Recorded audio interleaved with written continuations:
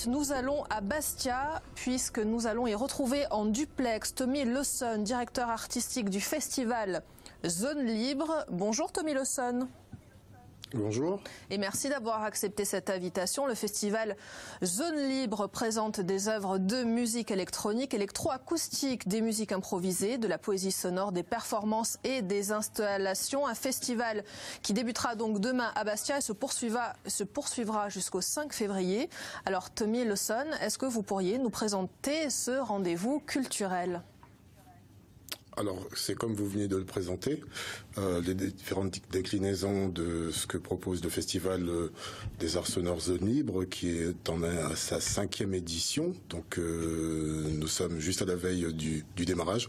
Le festival se tient du 31 janvier au 5 février dans de nombreux lieux de Bastia, et principalement le centre culturel Albourg, où nous programmons 9 concerts. Et comme vous le signaliez, il y a toute une série d'expositions, d'installations, d'œuvres contextuelles que nous déployons dans d'autres lieux culturels de la ville de Bastia, par exemple comme le centre culturel Una Volta ou le Museo di Bastia, par exemple, avec une thématique forte sur les liens art-science, à la Casa di Essence, par exemple aussi, et d'autres actions de médiation que nous menons en direction de tous les publics que la création sonore intéresse. Voilà.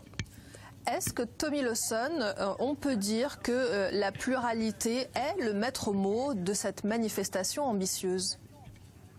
Complètement. La pluralité dans ses formes, dans ses thématiques, dans l'esthétique de plusieurs projets que nous accueillons. Donc, comme je disais, c'est une hybridation entre les formes concerts, performances, et puis les formes plus expo, installations sonores qui se déploient dans différents lieux de la ville. Et puis la pluralité aussi par les différents horizons, d'où proviennent les artistes que nous programmons, que je programme, en partenariat avec Transculture, notre partenaire belge, et Philippe Franck, qui est le co-curateur du parcours sonore. Pluralité parce que nous tenons à mixer les formes et accentuer cet axe parcours sonore qui nous permet de déployer plus d'artistes aussi locaux, corses, et puis des artistes que nous recevons de l'étranger. Et donc pluralité aussi parce qu'il y a une presque parfaite parité homme-femme cette année dans la programmation et dans l'organisation, donc pluralité pour plusieurs raisons, effectivement. Puisque comme vous le dites, Tommy Lawson, des artistes corses investissent également le champ de l'électro.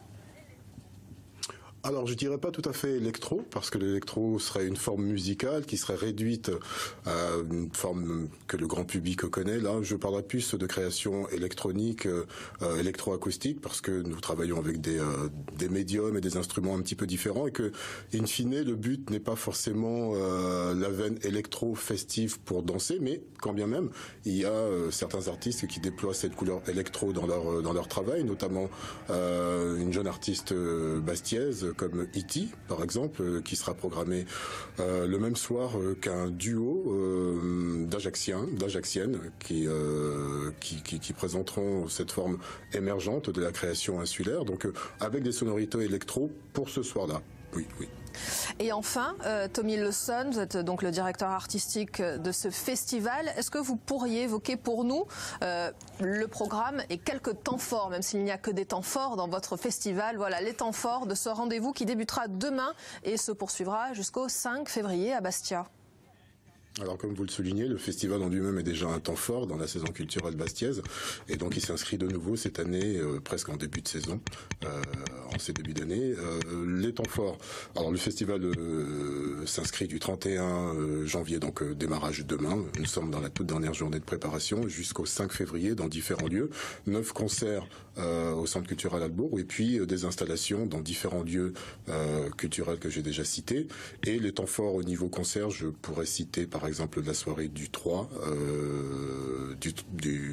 février, avec une proposition de Tomoko Sauvage sur une musique hydrophonique, on va dire, et en deuxième partie de soirée, j'aurai le plaisir d'être accompagné par Vijay Tekies pour un projet aussi sous forme d'une nouvelle collaboration entre nous, un artiste visuel qui nous vient de Paris et qui a des attaches à Vescovat puisqu'il est vietnamo-corse. Donc c'est intéressant cet alliage, j'allais dire, des saveurs. Et donc ça sera pour notre projet AB Chromatique en deuxième partie de soirée.